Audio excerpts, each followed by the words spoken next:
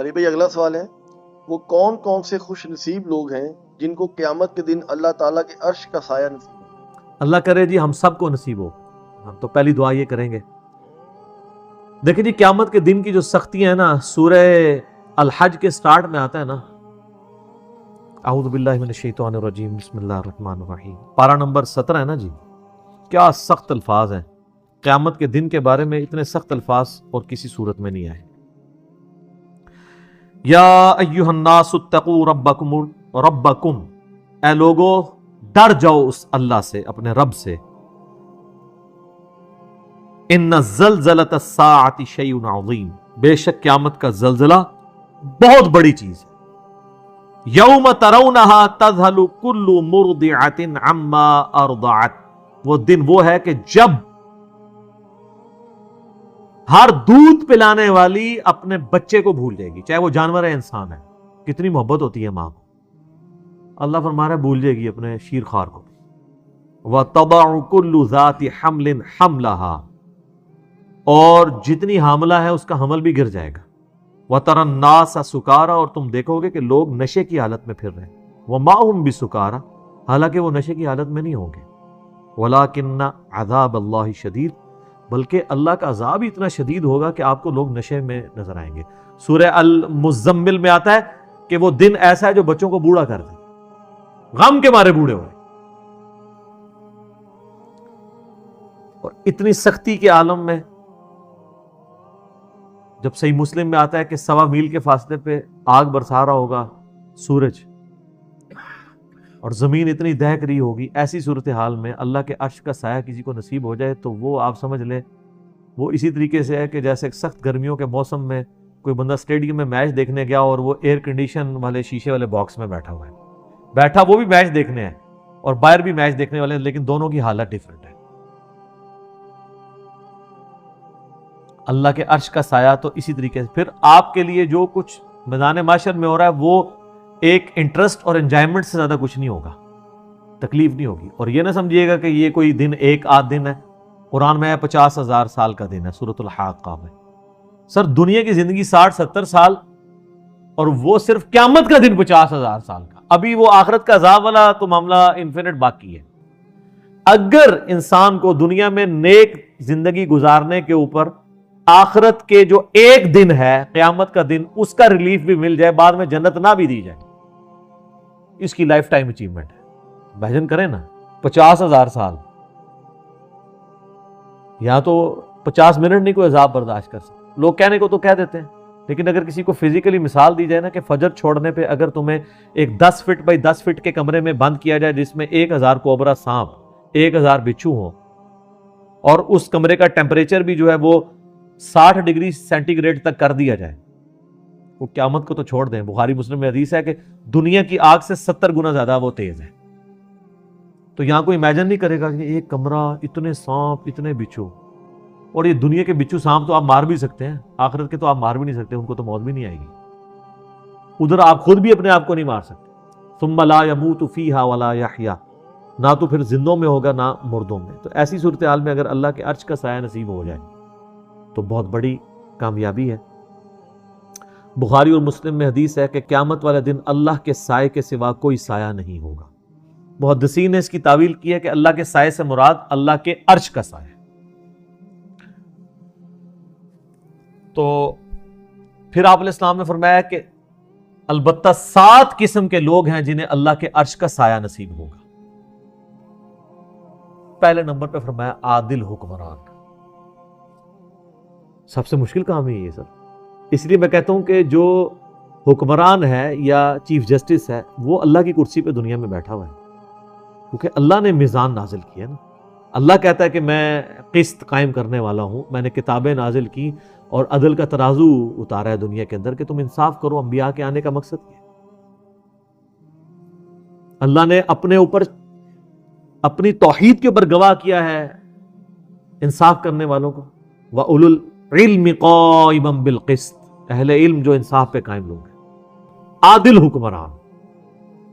چلیں ہم تو اس کیٹیگری میں حکمرانی والے معاملے میں نہیں، لیکن اس کی آپ کورالریز بنائیں گے کہ آپ اگر کسی ایک علاقے کے اوپر آپ کی چھوٹی سی حکمرانی ہے، کونسلر ہے یا ایم این اے، تو آپ نے اس کے اوپر اگر عدل کرنے والے ہیں.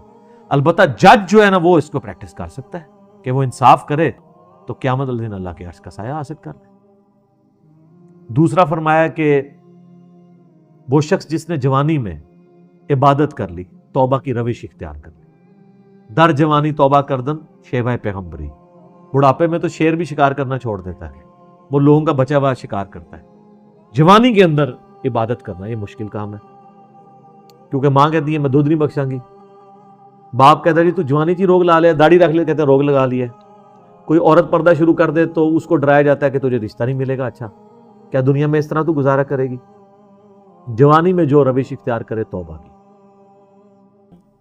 تیسرا فرمایا کہ ایسا شخص جس کا دل مسجد میں اٹک رہا ہو, ایسا اٹکے کہ وہ یعنی مسجد سے نکلے تو گویا جس کو کہتے ہیں نا مچھلی پانی سے نکل آئی ہے, دوبارہ مسجد میں جانے کی کوشش کرے. وہ تو بخاری مسلم میں حدیث ہے کہ جو شخص نماز کے انتظار میں بیٹھا ہوتا ہے وہ بھی نماز کے اندر شمار ہوتا ہے, حالانکہ بیٹھا انتظار میں. تو مسجد میں جس کا دل اٹک رہا ہو تو اس کو بھی اللہ کے عرش کا سایہ نصیب ہوگا انشاءاللہ. چوتھا وہ شخص جو اکیلے میں بیٹھ کے اللہ کو یاد کرے اور اس کی آنکھوں سے آنسو نکلے, اللہ کے خوف کی وجہ سے, اس کی محبت کی وجہ سے, کسی کے سامنے نہیں. کسی کے سامنے تو ماشاءاللہ آپ دیکھ رہے ہیں کئی علماء ٹی وی پہ آ کے رو رو کے دعائیں کرواتے ہیں. تو اللہ نہ کرے کہ کبھی ایسی نوعیت آئے کہ ہمیں کسی کے سامنے اس طرح رونا پڑے. ہاں ایک یہ ہے کہ بندہ دعا کروا رہا ہے, فی البدی ایک اس کو دقت تاری ہو گئی ہے, لیکن کئی آپ دیکھتے ہیں وہ سٹارٹ جو ہے نا وہ شکل سے بناتے ہیں اور وہ سٹارٹ ہی اس سے لیتے ہیں سیدھے چوتھے گہرے سے. اور کئی آپ دیکھیں گے کہ ان کے آنسو نہیں نکل رہے, رو رہے ہوتے ہیں, آنسو نہیں نکل رہے ہوتے. وہ اس لیے کہ وہ رو نہیں رہے ہوتے. وہ کہتے ہیں جی, وہ بزرگ فرماتے ہیں کہ اگر رونا نہ آئے تو رونے جیسی شکل بنا لو. میرے ایک یوٹیوب پہ کلپ بھی ہے رونے والی شکل بنانا. تو کہتے ہیں اچھا اس کی دلیل وہ دیتے ہیں کہ اچھوں کی شکل بھی اللہ کو اچھی رکھتی ہے. اے دلیل ہے جی ہوتی. پھر ان کو وہ ساری باتیں بھول جاتی ہیں کہ آپ نے ریاکاری نہیں کرنی, ایکٹنگ نہیں کرنی, منافقت نہیں کرنی. یہ رونے والی شکل آپ ضرور بنائیں لیکن اکیلے میں بیٹھ کے.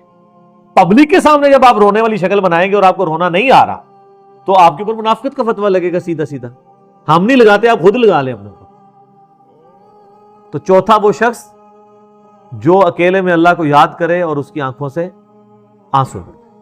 پانچواں وہ شخص کہ جسے کوئی اعلیٰ نسب والی عورت برائی کی طرف مائل کرے اور وہ اللہ کے خوف سے رک جائے اور وہ کہے کہ میں اللہ سے ڈرتا ہوں, میں یہ کام نہیں کروں گا,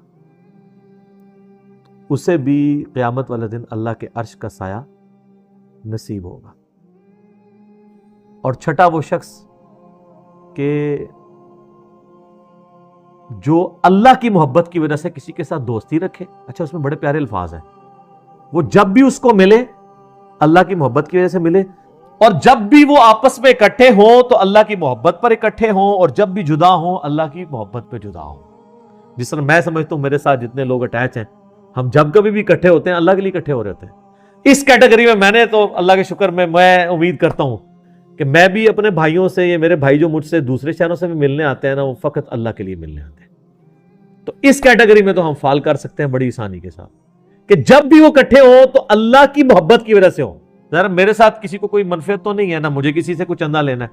میرے ساتھ جو لوگ بھی آتے ہیں وہ اس لیے آتے ہیں کہ اللہ کی وجہ سے وہ محبت رکھتے ہیں. تو یہ کیٹیگری آسان ہے جی. انشاءاللہ ہم بھی اپنا ایک کیٹیگری میں ہم فال کر سکتے ہیں بڑی آسانی کے. اس کے علاوہ بھی کر سکتے ہیں محنت کرنے سے.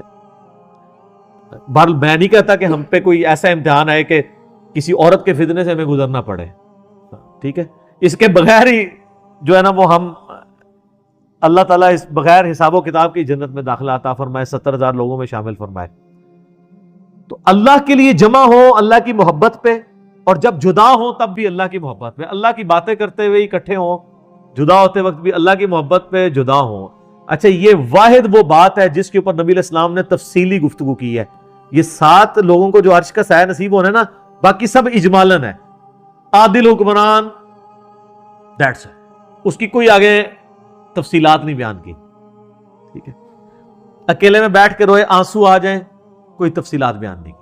یہ واحد موقع ہے جہاں آپ علیہ السلام نے ڈیٹیل بات کی کہ جو لوگ اللہ کی محبت پر اکٹھے ہوں, جب بھی ملیں تو اللہ کی محبت پہ اکٹھے ہوں, اور جب جدا ہوں تو اللہ کی محبت میں. وہ تو مسلم شریف میں حدیث ہے نا کہ ایک شخص اللہ کے لیے کسی دوسرے شخص کو ملنے جا رہا تھا تو انسانی شکل میں ایک فرشتہ نازل ہوا. اس نے کہا کدھر جا رہے ہو؟ ان کا فلاں شخص کو ملنے. کیوں؟ رشتہ دار ہے؟ نہیں. اور کوئی منفعت؟ نہیں. کیوں؟ اللہ کے لیے. میں صرف اللہ کے لیے اس سے محبت کرتا ہوں. تو فرشتہ کہنے لگا مجھے اللہ نے بھیجا ہے کہ اس کو جا کے خوشخبری تمہیں سنا دوں کہ اللہ بھی تم سے محبت کرتا ہے. واہ جی کیا بات. ہمارا اللہ سے محبت کرنا یہ چھوٹی چیز ہے, اللہ کا ہم سے محبت کرنا یہ بڑی چیز ہے. وہ جو مولا علی کے لیے کہتا ہوں نا, وہ جو غزوہ خیبر والی حدیث ہے بخاری مسلم کی, کل اس شخص کے ہاتھ میں جھنڈا دوں گا جو اللہ اور اس کے رسول سے محبت کرتا ہے اور اللہ اور اس کا رسول اس سے محبت کرتا ہے. دیکھیں اللہ رسول سے محبت کرنے والے اس وقت بھی اللہ کے فضل سے کروڑوں میں ہیں, لیکن آپ مجھے کسی ایک پہ انگلی رکھ کے کیا گارنٹی سے کہہ سکتے ہیں کہ اس سے اللہ اور اس کا رسول بھی محبت کرتا ہے؟ صرف اس نے ذہن نہیں رکھ سکتا, لیکن میں کئی لوگوں کے بارے میں گارنٹی دے سکتا ہوں کہ وہ اللہ اور اس کے رسول سے محبت کرتے ہیں, واقعی کرتے ہیں, چاہے ان کے نفس میں سستی بھی ہو. یہ کمال نہیں ہے, کمال یہ کہ ادھر سے بھی محبت ہے, ایک طرف سے نہ محبت چلتی رہی. تو 6 بندے ہو گئے تھے. اور 7واں یہ ہے کہ جو دائیں ہاتھ سے صدقہ کرے اور بائیں کو خبر. اچھا یہ بھی آسان کام, کوئی مشکل کام. کسی بھی غریب کی مدد کی جائے. ابھی یہ جو کورونا کے دن چل رہے ہیں آپ دیکھیں کئی لوگوں کے کاروبار اجڑ گئے ہیں, ان کے لیے بیسک نیڈز کو میٹ کرنا مشکل ہو گیا. تو آپ اگر ان کے لیے مدد کر سکتے ہیں, لیکن یہ ہے کہ اپنے اپنے رشتہ دار, اپنے اپنے جو قریبی محلے دار ہیں, ہر بندے نے اس کو دیکھنا ہے, وہ اس کی ذمہ داری ہے. تو اللہ کا شکر ہے ہم تو اپنے طور پہ جہاں تک ہو سکتا ہے جو ہمارے اللہ تعالیٰ نے جتنی وسعت دی ہے کوشش کرتے ہیں, لوگوں کو ترغیب بھی دلاتے ہیں. تو یہ 7 کے 7 لوگ جو ہیں وہ کوئی بھی ان میں سے کسی ایک کیٹیگری میں فال کر گیا تو اس سے اللہ کے عرش کا سایہ نصیب ہوگا. لیکن اس کے ساتھ یہ لازمی چیز ہے کہ وہ باقی معاملات کو بھی لے کے چلتا ہو. یہ نہیں ہے کہ وہ اللہ کی راہ میں صدقہ اور خیرات تو کر رہا ہے, نماز کوئی نہیں پڑھ رہا. یہ احادیث میں جتنے فضائل آتے ہیں نا, یہ اس شخص کے لیے ہوتے ہیں جس نے بیسک ڈیٹم لیول اچیو کیا ہو.